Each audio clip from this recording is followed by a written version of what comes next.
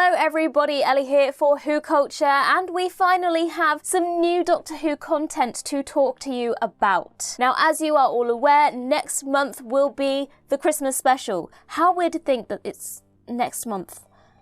Anywho, beyond the point. This evening in the UK, and by this evening I mean the 15th of November because I don't know when you'll be watching this video, it was Children in Need here in the UK, and usually that means that we're going to get some sort of Doctor Who content. Last year we had Destination Skaro, and this year we got an exclusive clip of the upcoming Christmas special Joy to the World. Before I do get into that though, just a quick reminder to check if you are subscribed, and if you're not, click that subscribe button. We are fast approaching the Christmas special, and then we'll be moving straight into season 2 build up as well, and you don't want to miss all of the great content that we will have coming your way, so make sure you've got that subscribe button hit. And now let's get into what we saw this Children in Need. So before we saw the actual clip, we had a little intro from Ncuti Gatwa, obviously our 15th Doctor. It's really good to see him here just loving life, playing the Doctor, looking very happy. We've had a lot of, maybe he's had a bit of bad PR lately, especially after that Deadline article, that Deadline report, and also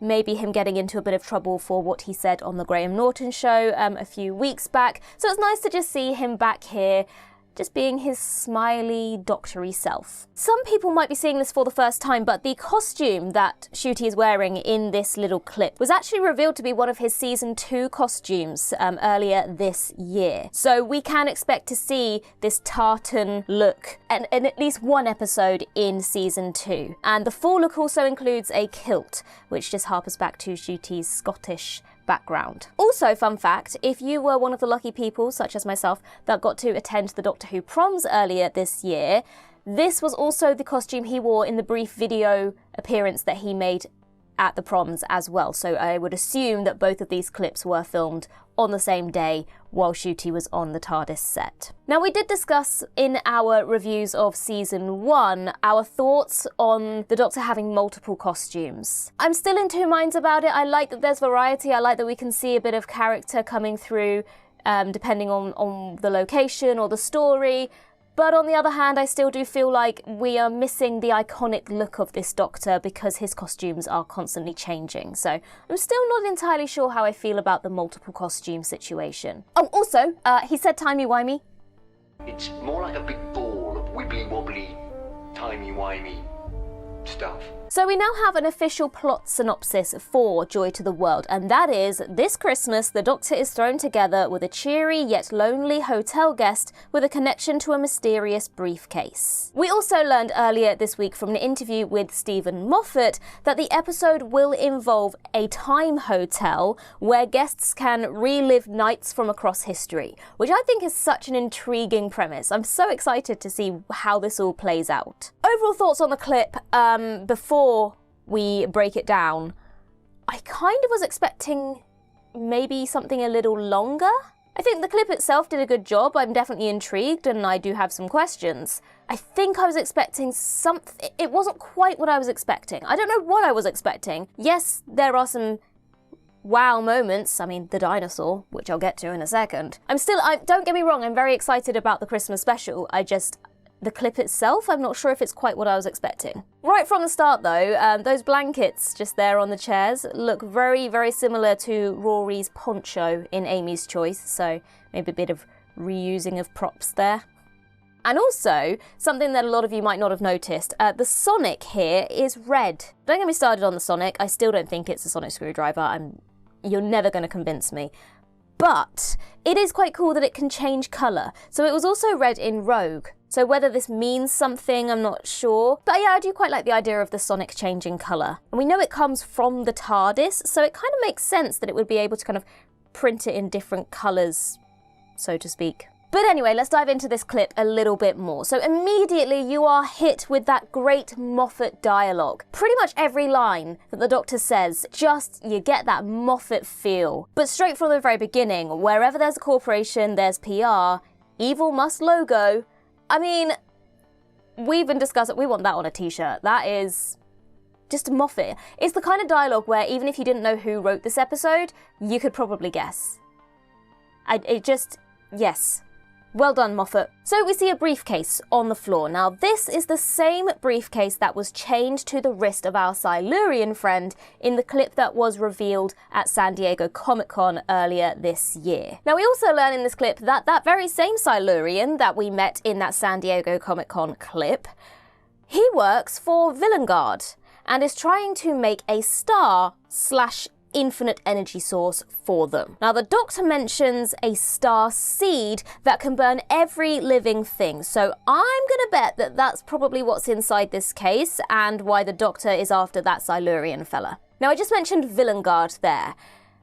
Many of you will have heard the word Villengard and gone, that seems familiar, and you would be correct. Now, obviously, the Doctor mentions in this clip that Villengard is the biggest arms manufacturer in recorded history, and he also mentions that they are old enemies of his. And this is not the first time that we have heard that name either. So more recently, Villengard played a major role in Boom.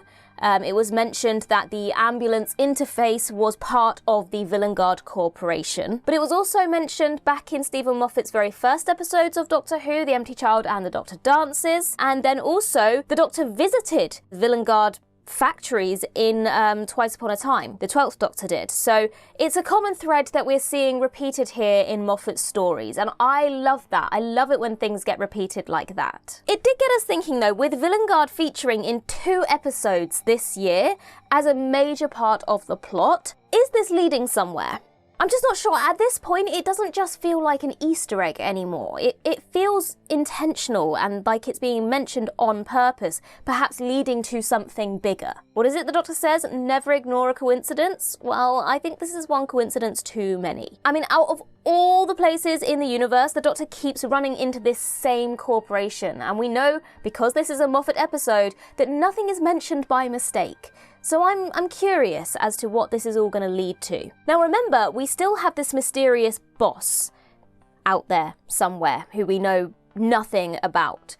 Could this be the boss of Villengard, perhaps? Now Rogue mentioned having a boss, so it would make sense as well for a bounty hunter to be employed by Villengard. That makes a lot of sense. Maybe Villengard is out to get the Doctor. Now let me just redirect you to some dialogue that was mentioned in The Doctor Dances between the Doctor and Captain Jack Harkness, which might give us some reasons behind why Villengard might be out for the Doctor. Because the Doctor basically says that he vaporized the whole factory. So yeah, I could see this big corporation having a bit of a vendetta against the guy who destroyed their entire factory. Anyway, shall we talk about dinosaurs? Please, can we talk about dinosaurs? There's a giant T-Rex. I mean, need I say more, really? A giant T-Rex, which, might I add, looks incredible. That CGI? Wow. I really love the dinosaur. Does anyone remember there was a trailer for season 1 and there were dinosaurs and I got very excited? I don't know why. I just like dinosaurs, okay? Now, is the T-Rex my favourite dinosaur? No, it's the Diplodocus, but I'll take whatever dinosaur I can get. Now the thing is with the T-Rex is that we actually do have a frame of reference for this in Doctor Who, because we saw a T-Rex in Deep Breath 10 years ago. And the difference between that one and this one is literally night and day. And not that the old one was bad, but just look at the comparison between these two dinosaurs. But let's remember, as we always say, story over effects. It's all very well having this fancy pants dinosaur, but the story needs to be golden. So anyway, this clip ends basically with the T-Rex eating the briefcase. And like we said earlier, we think that that briefcase is probably containing that star seed. And then the T-Rex's eyes start to glow red. So are we going to get some like super-powered T-Rex here? Is that going to be the villain of this episode? Some like super villain, supercharged T-Rex? Oh, fridge. And then, of course, the actual ending of the clip is the Doctor and Joy sliding straight towards that T-Rex's open mouth. Now, here's the thing. We know they're not going to get eaten. But how do they escape? Let me know your suggestions for how they escape in the comments down below, and we'll like some of our favourite suggestions as we go through those comments. So come up with some good suggestions. I mean, teleport, probably, but let's have some clever answers here. And while we're on the topic of Joy and the Doctor, let's talk about Nicola Coughlan and Ncuti Gatwa as a duo here. Now, I really wanted to make some great comments about the chemistry between these two actors, but this clip didn't really give us much to go on. I'm expecting great things from this pairing. The two of them are in their prime as performers, and they've both been in some very comedic series, and I think pairing them together is going to work very, very well.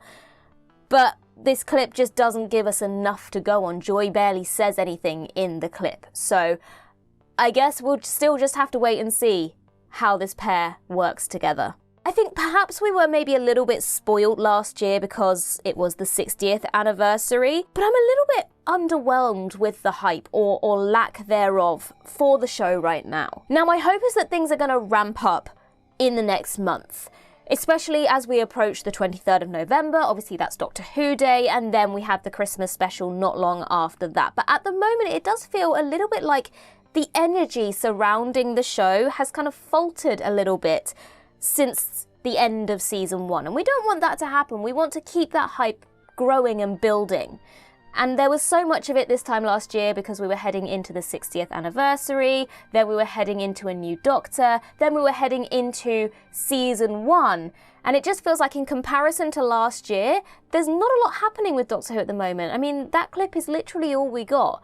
And it wasn't an exclusive sketch or skit that was recorded exclusively for children in need, like what we had last year and what we've seen in the past. It was just a clip from the episode, which is great, and I'm glad that we are getting a little bit of promotion out for Joy to the World, but I was kind of hoping for a little bit more. But hopefully I'll be able to take back what I've just said, and we'll get maybe some trailers and airtime and a little bit more hype for the Christmas special from now onwards. Hopefully, fingers crossed.